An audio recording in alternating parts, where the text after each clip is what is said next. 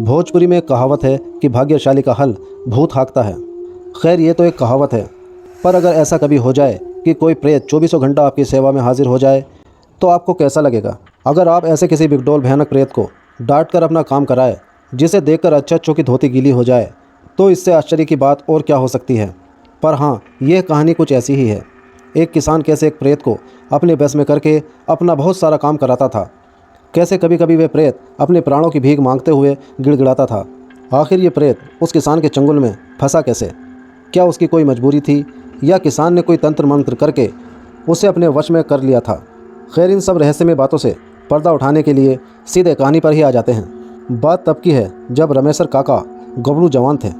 रमेशर काका के पिताजी एक छोटे मोटे किसान थे और खेती किसानी के लिए एक जोड़ी बैल हमेशा रखते थे। उनका मानना था कि अगर खेती अच्छी करनी है तो एक जोड़ी अच्छे बैल हमेशा दरवाजे पर होने चाहिए। उस समय रमेशर काका भी खेती बाड़ी के साथ ही कुछ और छोटे मोटे कामों में अपने पिताजी की मदद करते रहते थे। उखीब वगा से लेकर बिगाड़ बनाने वाले कोल्हू आड़ में गन्ने की पेराई से लेकर गुलवर झोंकाई तक हर काम रामेश्वर काका बाखूबी करते थे। एक बार की बात है, रमेशर काका को अपनी बैलगाड़ी पर भूसा लाद कर अपने एक बहनोई के वहाँ पहुँचाना था। दरअसल उनके बहनोई का गांव एक नदी के हलार में पड़ता था, जिसमें वहां धान गेहूं आदि नहीं हो पाता था, जिसके चलते पशुओं को चारे के लाले पड़ जाते थे। इसलिए हर साल रमेशर काका अपनी बैलगाड़ी पर भूसा पुआल आदि लादकर इनके यहाँ पहुँचा दिया करते थे। दिन ढल चुका था और बैलगाड़ी पर भूसा भी लद चुका था। रमेशर काका नहा धोकर शाम को लगभग 7 बजे बैलगाड़ी लेकर निकले।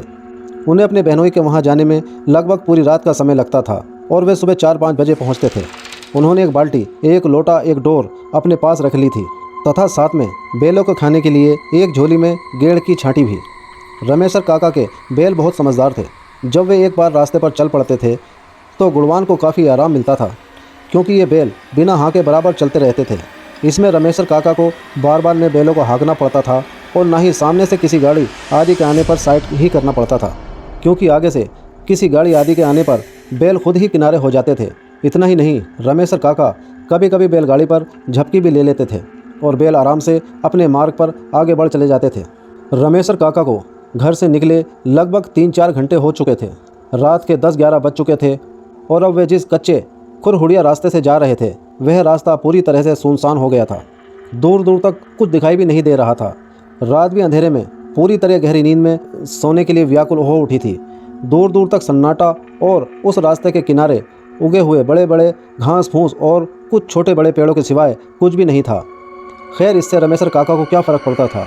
उन्होंने तो इससे भी अंधियारी रात में दूर दूर तक, यहाँ तक कि बिहाड़ इलाकों से लेकर भी जाने की आदत थी। बैलों की रफ्तार अब थोड़ी धीमी हो चुकी थी, पर वे रुकने वाले नहीं थे। बढ़े चले जा रहे थे अपने मार्ग पर। बैलगाड़ी धीरे धीरे आगे बढ़ी जा रही थी और रमेशर काका कमर को थोड़ा आराम देने के लिए झपकी लेना शुरू कर दिए थे। रात के उस सन्नाटे को चीरती बैलों के गले में बंधी घंटियां बहुत ही मनोहारी ध्वनि उत्पन्न कर रही थी। उस अंधेरी रात में यह सुरमधुर ध्वनि किसी को भी नींद की गोद में भेजने के लिए पर्याप्त थी। अचानक पता नहीं क्या हुआ कि बैल ठिठुर कर रुक गए। बैलों ने ठिठुर कर रुकने में रमेशर काका हड़बड़ाकर उठ बैठे। अंधेरे में उन्हें कुछ दिखाई नहीं दिया।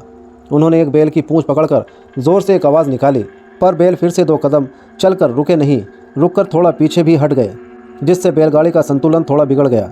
रमेशर काका किसी अनहोनी की आशंका से तुरंत कूदकर बैलों के पास आ गए और बैलों के शरीर पर हाथ फेरते हुए पुचकारने लगे। अब बैल भी थोड़ा शांत होकर खड़े हो गए। इसके बाद रमेशर काका उस रास्ते पर आगे की ओर नज़र दौड़ाने पर उस धुंध अंधेरे में उन्हें कुछ दिखाई नहीं दिया। पर हाँ, ऐसा ज़रूर लगा कि आगे शायद कुछ लोग हो हल्ला कर रहे हैं। उन्हें समझते देर नहीं लगी आगे क्या माजरा है। रमेशर काका को रात बिरात ऐसी परिस्थितियों से बराबर सामना हो जाता था। दरअसल आगे भूत प्रेतों का जमवाड़ा था और वे इस अंधेरी रात में खेल खेलने में मस्त थे।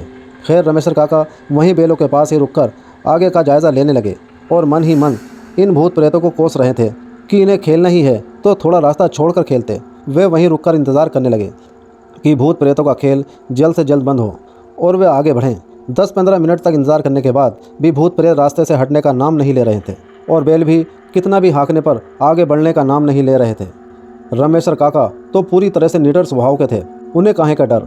और हाँ, उनके साथ में 2 बैल भी तो थे और उन्हें पता था कि अगर बैल थोड़ा हिम्मत दिखाएंगे तो ये भूत प्रेत उनका कुछ बिगाड़ नहीं पाएंगे। उनके दिमाग में एक विचार आया। वे अब बिना देरी किए बैलों के पगों को पकड़कर बैलों के आगे आगे चलने लगे। और अब बेल भी उन्हें अपने आगे आगे चलता देख धीरे धीरे उनके पीछे हो लिए। भूत प्रेतों के पास पहुंचते ही एक अजीब सी घटना घटी। वे सारे भूत प्रेत अब अजीब अजीब डरावनी आवाज़ें निकालने लगे। बेल थोड़े सहम से गए, पर रमेश काका ने हिम्मत न हारते हुए बेलों को पुचकारते हुए उन्हें आगे खींचने की कोशिश करते रहे। जब रमेश्वर काका थोड़े आगे बढ़ते तो भूत प्रेत भी थोड़ा आगे बढ़ जाते, पर रास्ते से हटते नहीं और फिर ये भयंकर भयंकर रूप बनाकर डरावनी आवाज़ें करते। जब रमेश्वर काका ने ताल ठोकते हुए उन भूत प्रेतों को चुनौती दे डाली, उन्होंने कहा, हिम्मत है तो आगे बढ़ो, पीछे क्यों खिसक रहे हो। एक बड़ा भयंकर प्रेत ने भयानक आवाज़ करते हुए एकदम से रमेश्वर काका के पास ही आ गया। रमेश्वर काका तो पहले से ही पूरी तरह सतर्क थे। उन्होंने बिना देरी किए एक जोर की लात उस प्रेत को दे मारा और मार पड़ते ही प्रेत तिल मिलाकर थोड़ा दूर हट गया। अब कुछ प्रेत उस मार्ग के थोड़े किनारे हो गए और थोड़े डर सहम गए, पर अब गुस्से लग रहे थे। अब रमेश्वर काका की बुद्धि भी काम नहीं कर पा रही थी, क्योंकि अब तो बेल एकदम आगे बढ़ने का नाम नहीं ले रहे थे और ये भयानक अंधेरी रात में इस समय अब किसी व्यक्ति ने उस रात में आने जाने की कोई उम्मीद नहीं थी और रमेश्वर काका सुबह तक का इंतज़ार भी नहीं करना चाहते थे।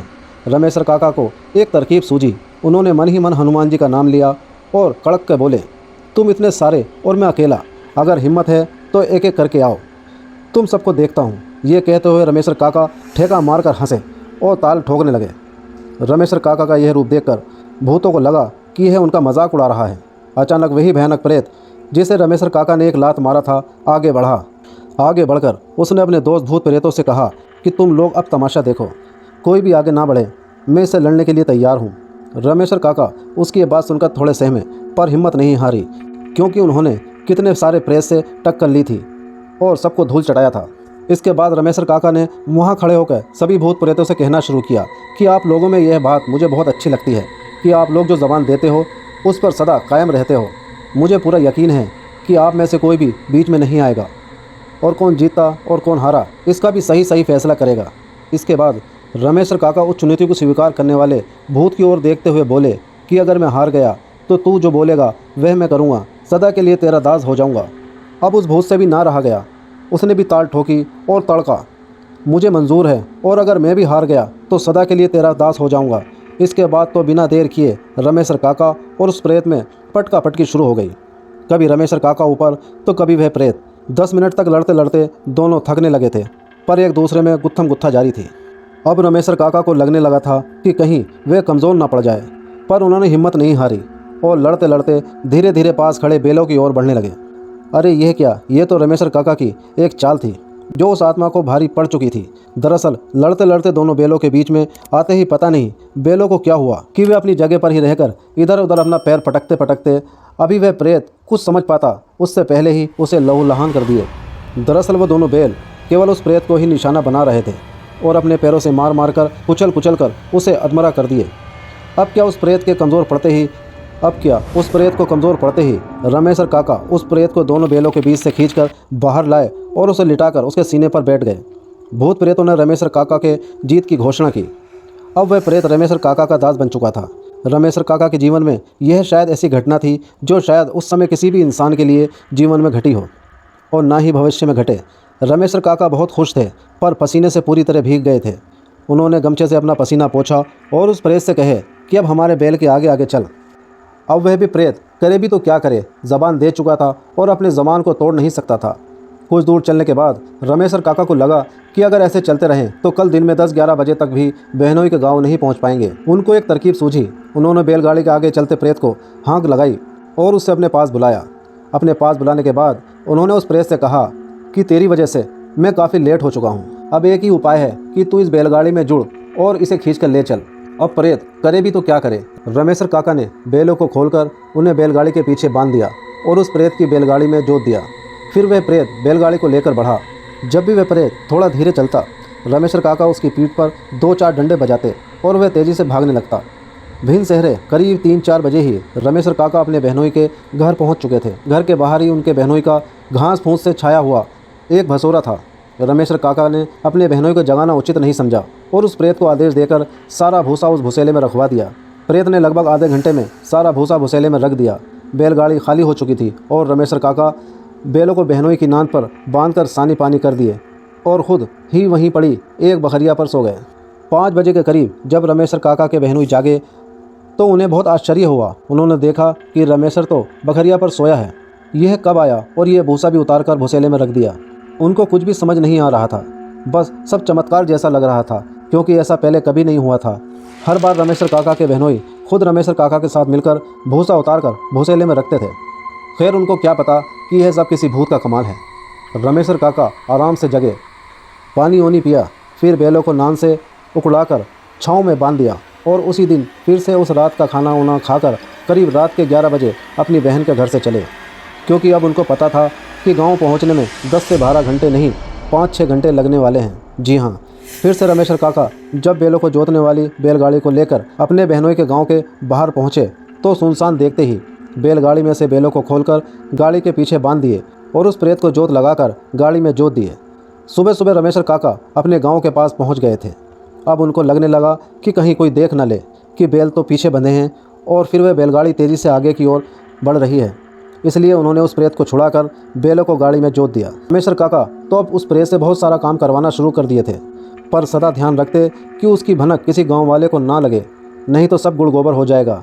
आगे क्या हुआ बताएंगे अगली कहानी में, पर यह कहानी भी अपने आप में पूर्ण हो चुकी है। अगर इसका अगला भाग ने भी आकर एक दूसरी कहानी भी आ जाए तो भी ठीक है। काल्पनिकता कभी कभी सच भी होती है, पर मैं तो अभी यही कहूँगा कि इन कहानियों को केवल मनोरंजन के रूप में ले। ये कहानी पूरी तरह से काल्पनिकता पर आधारित है।